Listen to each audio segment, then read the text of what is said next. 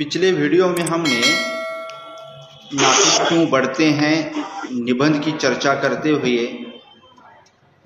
बच्ची के द्वारा पूछे गए मासूम सवाल जिसके ऊपर हजारी प्रसाद द्विवेदी अपनी बात रखते हैं और किस प्रकार नाखून जो हैं मनुष्य के अंदर मौजूद पशुत्व का प्रमाण है और उसे काटने की प्रवृत्ति मनुष्यता है, इस बात को स्पष्ट किया। ये हमने देख लिया। अब आगे मेरा मन पूछता है मनुष्य किस ओर बढ़ रहा है, पशुता की ओर या मनुष्यता की ओर, अस्त्र बढ़ाने की ओर या अस्त्र काटने की ओर। फिर नाखून को अस्त्र की उपमा देते हुए निबंधकार अब अपनी बात पर आते हैं जो इस निबंध के माध्यम से वो रखना चाहते हैं, और वो सवाल पूछते हैं कि वास्तविक रूप में मनुष्य किस ओर बढ़ रहा है, पशुता की ओर या मनुष्यता की ओर, अस्त्र बढ़ाने की ओर या अस्त्र काटने की ओर। जैसे हम नाखून काट कर अपने अंदर की मनुष्यता को उजागर करते हैं, अपने अंदर की पशुता को काटने का प्रयास करते हैं, उसी प्रकार क्योंकि नाखून जो है पहले शस्त्र के रूप में इस्तेमाल किए जाते थे, तो आज के दौर में अगर जब हम शस्त्र की बात करें तो हम शस्त्र की हिमायती हैं या उसे काटने के, उसे नष्ट करने के पक्ष में हैं, ये मेरा सवाल है, ऐसा निबंधकार कह रहे हैं।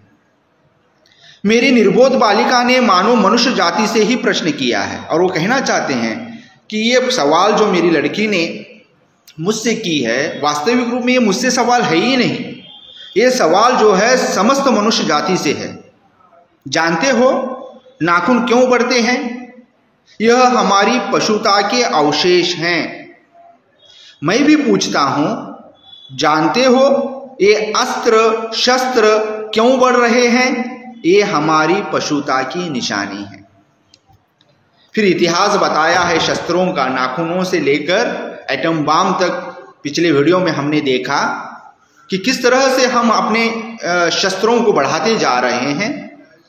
तो यहाँ पर नाखूनों के माध्यम से निबंधकार यही बात बताने का प्रयास कर रहे हैं कि नाखून बढ़ते हैं मतलब ये हमारी पशुता के जो अवशेष हमें मौजूद हैं उसका बढ़ना है, और उसका काटना मनुष्यता का हिमायती होना है।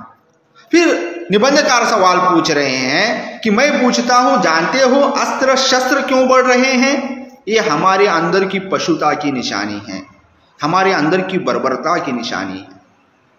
भारतीय भाषाओं में प्राय अंग्रेजी के इंडिपेंडेंस शब्द का समानार्थ शब्द नहीं व्यवहृत होता। अब ये उदाहरण देकर समझा रहे हैं। 15 अगस्त को जब अंग्रेजी भाषा के पत्र इंडिपेंडेंस की घोषणा कर रहे थे, देसी भाषा के पत्र स्वाधीनता दिवस की चर्चा कर रहे थे। तो यहाँ पर दो शब्दों के माध्यम से दोनों शब्दों के अर्थों को लेकर, उसके स्वाभाविक अर्थ को लेकर बात समझाने का प्रयास द्विवेदी जी कर रहे हैं कि जब जब देश स्वतंत्र हुआ तो अंग्रेजी के पत्र उसे इंडिपेंडेंस के रूप में उजागर कर रहे थे, तो देशी पत्र उसे स्वाधीनता दिवस के रूप में मना रहे थे। इंडिपेंडेंस का अर्थ है अनधीनता या किसी की अधीनता का अभाव। फिर वो चूंकि साहित्यकार हैं, शब्दों की महिमा को जानते हैं, तो शब्दों को स्पष्ट कर रहे हैं इंडिपेंडेंस का अर्थ क्या होता है? अनधीनता या किसी की अधीनता का अभाव। पर स्वाधीनता शब्द का अर्थ है अपने ही अधीन रहना। मतलब इंडिपेंडेंस मतलब किसी के अधीन नहीं है, और स्वाधीनता मतलब खुद के अधीन रहना। अंग्रेजी में कहना हो तो सेल्फ डिपेंडेंस कह सकते हैं। मैं कभी कभी सोचता हूं कि इतने दिनों तक अंग्रेजी की अनुवर्तिता करने के बाद भी भारतवर्ष इंडिपेंडेंस को अनधीनता क्यों नहीं कह सका? उसने अपनी आजादी के जितने भी नामकरण किए हैं, स्वतंत्रता, स्वराज, स्वाधीनता, उन सब में सब स्व का बंधन अवश्य रखा। तो इस उदाहरण के द्वारा वो समझाने का प्रयास कर रहे हैं कि हमारे यहाँ पर इंडिपेंडेंस के लिए जितने भी शब्द उजागर किए गए, जितने भी शब्द इस्तेमाल किए गए, उन सब शब्दों के माध्यम से उन सब शब्दों का जब अर्थ निकाला जाए तो उसमें स्व का बंधन माना गया है, अधीनता नहीं माना, किसी के अधीनता का अभाव नहीं माना, लेकिन स्वतंत्र हुआ है, स्वाधीन हुए हैं, स्वराज्य प्राप्त किया है, लेकिन साथ में स्व का बंधन भी मौजूद है। यह क्या संयोग की बात है? यह हमारी समूची परंपरा ही अनजान में हमारी भाषा के द्वारा प्रकट होती है। यह अनजाने में हुआ है या हमारी भाषा में ही हमारी संस्कृति विद्यमान है, हमारी समूची परंपरा विद्यमान है, उससे प्रकट होती है। मुझे प्राणी विज्ञानी की बात फिर याद आती है, सहजात वृत्ति अनजानी स्मृतियों का ही नाम है। स्वराज होने के बाद स्वभावतः ही हमारे नेता और विचारशील नागरिक सोचने लगे कि इस देश को सच्चे अर्थ में सुखी कैसे बनाया जाए। हमारे देश के लोग पहली बार यह सब सोचने लगे हों, ऐसी बात नहीं है। हमारा इतिहास बहुत पुराना है। हमारे शास्त्रों में इस समस्या के नाना भावों और नाना पहलुओं से विचारा गया है।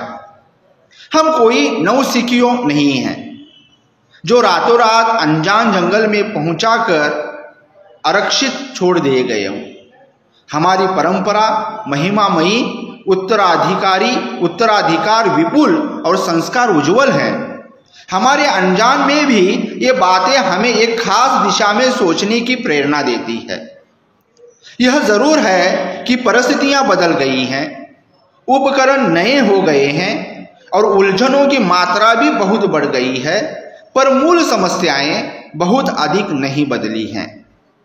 भारतीय चित्त जो आज भी अनधीनता के रूप में न सोचकर स्वाधीनता के रूप में सोचता है, वह हमारे दीर्घकालीन संस्कारों का फल है। तो यहाँ पर इस शब्द के माध्यम, इन दो शब्दों के माध्यम से हमारी परंपरा की तरफ, हमारी संस्कृति की तरफ जो उज्जवल है, जो उज्जवल है और मनुष्यता का पाठ पढ़ाती है, इंसानियत की हिमायती है, उसकी तरफ निबंधकार इशारा करते हैं। वह स्व के बंधन को आसानी से नहीं छोड़ सकता। ये हमारी परंपराएं हैं। अपने आप पर अपने आप के द्वारा लगाया हुआ बंधन हमारी संस्कृति की बड़ी भारी विशेषता है। तो यहाँ पर संस्कृति की व्याख्या करते हुए वो बता रहे हैं हमारी संस्कृति की खासियत क्या है, हमारी संस्कृति की विशेषता क्या है कि अपने आप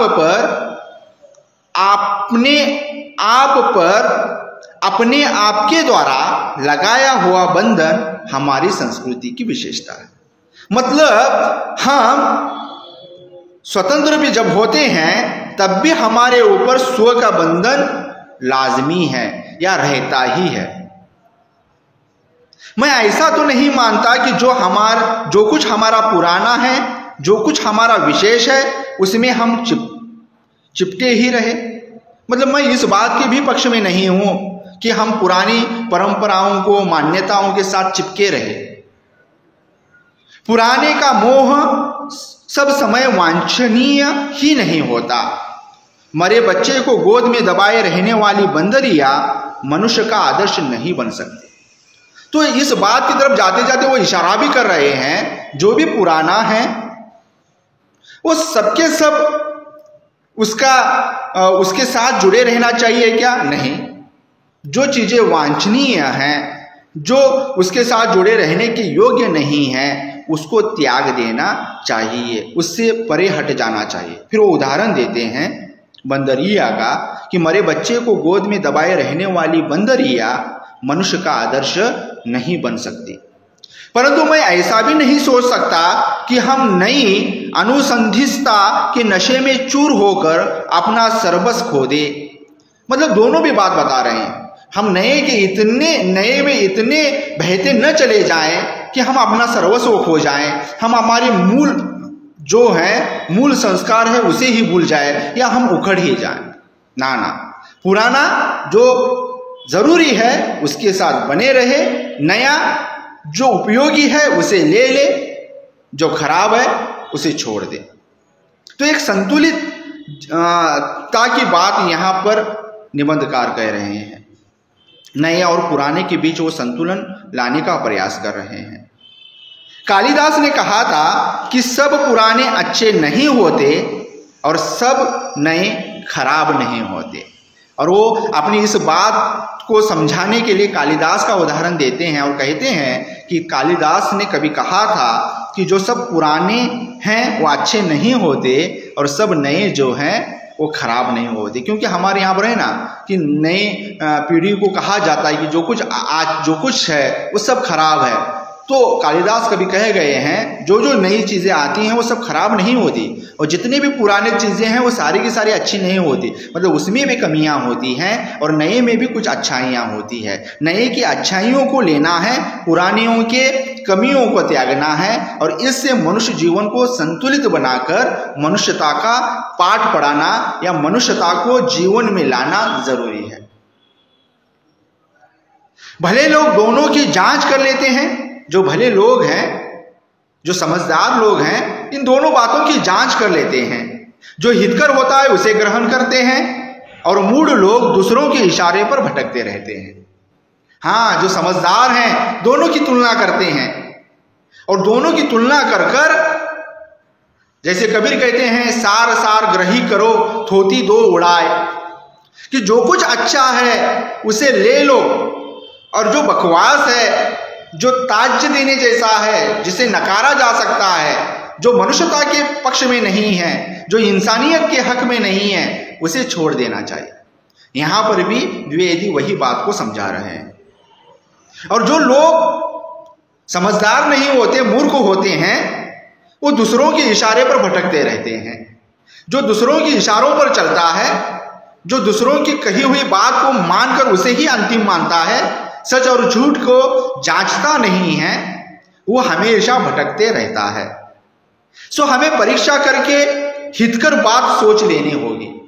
तो जो मनुष्य, हर एक को, हम सबको जीवन में जो भी कुछ बातें आती हैं, दोनों बातों को क्या करना चाहिए, जांच करनी चाहिए।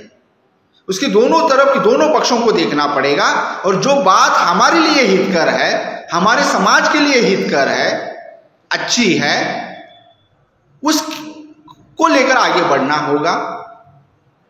और अगर हमारे पूर्व संचित भंडार में वह हितकर वस्तु निकल आए तो इससे बढ़कर और क्या हो सकता है। तो हम जो जिस हित की बात कर रहे हैं वो हमारे संस्कारों में मौजूद है, और उन संस्कारों को लेकर अगर हम आगे बढ़ते हैं तो इससे बड़ी बात और क्या हो सकती है। जातियां इस देश में अनेक आई हैं। आगे अपनी बात को रखते हुए द्विवेदी कह रहे हैं, जातियां अपने देश में अनेक आई हैं, लड़ती झगड़ती भी रही हैं, फिर प्रेम पूर्वक बस भी गई हैं। मतलब अगर हम इतिहास देखेंगे, इतिहासों में, मतलब खुद अगर हम हिंदुस्तान की बात करें, हमारे हिंदुस्तान का इतिहास अनेक जातियों से, अनेक धर्म, अनेक रीति रिवाजों से भरा पड़ा हुआ है। और इस देश में बहुत सारी जातियां आई हैं, आपस में लड़ी हैं, झगड़ी हैं, फिर प्रेम पूर्वक एक साथ रह भी चुकी हैं। सभ्यता की नाना सीढ़ियों पर खड़ी और नाना और मुख करके चलने वाली इन जातियों के लिए एक सामान्य धर्म खोज निकालना कोई सहज बात नहीं थी। तो ये विविधता से भरे हुए देश में एक ही धर्म की खोज निकालना सामान्य, जिसे सब लोग माने, ये सहज बात नहीं है, ये आसान बात नहीं है। भारतवर्ष के ऋषियों ने अनेक प्रकार से इस समस्या को सुलझाने की कोशिश की थी, पर एक बात उन्होंने लक्ष्य की थी, समस्त वर्णों, समस्त जातियों का एक सामान्य आदर्श भी है, वह है अपने ही बंधनों से अपने को बांधना। तो जितनी भी जातियां हैं, जितने भी वर्ण हैं, इन सब में एक सामान्य बात है। अगर हर कोई अपनी जातियां, अपने वर्णों के अनुसार भी अनुकरण करते हुए आगे बढ़े, तो इन सब में ऋषियों ने जब अध्ययन किया तो उनको एक बात जो है सामान्य आदर्श के रूप में उनके सामने उजागर हुई, वह है अपने ही बंधनों से अपने को बांधना, तो स्व के बंधन में रहना। मनुष्य पशु से किस बात में भिन्न है? फिर यहाँ पर वो तुलना कर रहे हैं मनुष्य और पशु की, कि किन इनमें क्या भिन्नता है। आहार निद्रा आदि पशु सुलभ स्वभाव उसके ठीक वैसे ही हैं जैसे अन्य प्राणियों के, लेकिन वह फिर भी पशु से भिन्न है। क्यों भिन्न है? क्योंकि उसमें संयम है, दूसरों के सुख दुख के प्रति समवेदना है, श्रद्धा है, तप है, त्याग है। तो मनुष्य को पशु से अलग करने वाली चीज क्या है? जिस मनुष्य में संयम है, दूसरों के सुख दुख के प्रति समवेदना है, श्रद्धा भाव है, तप है, त्याग है, ये सारी चीजें मनुष्य को पशु से अलग बनाती है, वरना बाकी सारी चीजें तो मनुष्य और पशु में समान रूप में विद्यमान है। यह मनुष्य के स्वयं के उद्भावित बंधन है। और ये जितनी भी बातें अब यहाँ पर बताई गई हैं, संयम की बात, समवेदना की बात, श्रद्धा की बात, तप की बात, त्याग की बात, ये मनुष्य ने स्वयं अपने लिए बंधन बनाए हुए हैं। इसीलिए मनुष्य झगड़े टंटे को अपना आदर्श नहीं मानता, गुस्से में आकर चढ़ दौड़ने वाली अविवेकी को बुरा समझता है और वचन, मन और शरीर से किए गए असत्याचरण को गलत आचरण मानता है। यह किसी भी जाति या वर्ण या समुदाय का धर्म नहीं है, वह मनुष्य मात्र का धर्म है। महाभारत में इसीलिए निर्वेद्य भाव, सत्य और आक्रोश को सब वर्णों का सामान्य धर्म कहा गया है। अन्यत्र इसमें निरंतर दानशीलता को भी गिनाया गया है। गौतम ने ठीक ही कहा था कि मनुष्य की मनुष्यता यही है कि वह सबके सुख दुख को सहानुभूति के साथ देखता है। यह आत्मनिर्मित बंधन की मनुष्य को मनुष्य बनाता है। तो यह आत्मनिर्मित बंधन जो है वो मनुष्य को मनुष्य बनाता है। अगर जब आत्मनिर्मित बंधन जब हट जाएगा तो मनुष्य के अंदर पशुता के गुण आना, जो कि चूंकि उसमें विद्यमान है, वह बाहर आना शुरू कर देंगे। जिस दिन उसने आत्मबंधन को त्याग, उसका आत्मबंधन जो ढीला पड़ गया या उसे त्याग दिया, तो उसके अंदर मौजूद पशु आहिस्ता आहिस्ता, उसके अंदर का जानवर आहिस्ता आहिस्ता बाहर आने लगेगा। इसलिए कह रहे हैं यह आत्म निर्मित बंधन ही मनुष्य को मनुष्य बनाता है।